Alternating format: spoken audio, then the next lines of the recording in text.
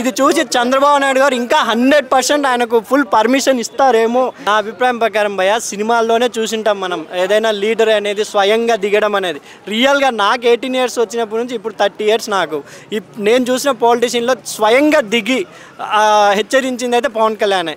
ఎందుకంటే మనం ఎంతమంది నాయకులు ఉన్నా వాళ్ళు కింది స్థాయి డీజీపీని పంపించి లేదా సెక్యూరిటీ సిబ్బందిని పంపించి సీజ్ చేస్తారు, కానీ డైరెక్ట్గా ఆయన నాదేంద్ర మనోహర్ గారితో వెళ్ళి అక్కడ ఉన్న డీజీపీ ఎక్కడ ఎవరు ఎక్కడ అసలు ఏం చేస్తున్నారు మీరు అధికారులని. ఒక రేషన్ బియ్యం అంటే ప్రతి ఒక్కరు పేదరిక కడుపు నింపేది రేషన్ బియ్యం భయ. అతను రేషన్ బియ్యాన్ని కూడా వేరే దేశాలకు తరలిస్తున్నంటే ఎవరికైనా కోపం వస్తుంది. ప్రజల తరఫున ఆయన నిలబడ్డారు కాబట్టి నిజంగా హ్యాట్సప్ చెప్పాలి.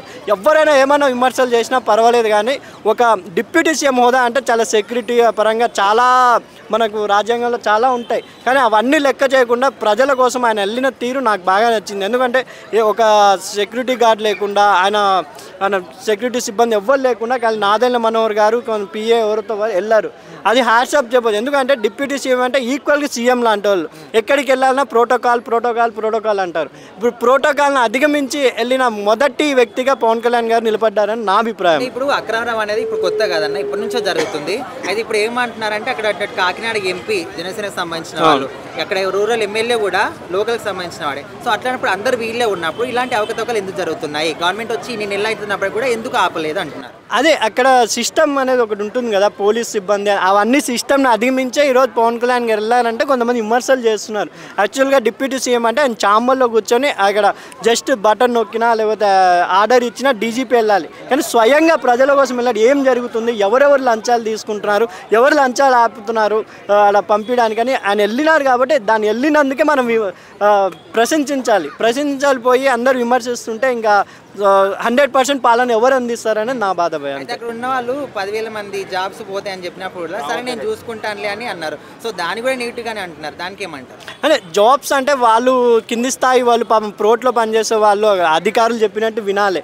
అందుకే ఒకవేళ రూల్ ప్రకారం జాబ్స్ వెళ్ళినా కూడా పవన్ కళ్యాణ్ గారు మా ప్రభుత్వమే కాబట్టి మీ తప్పు లేదని తెలిస్తే కంపల్సరీ జాబ్ ఇప్పిస్తారు ఆయన.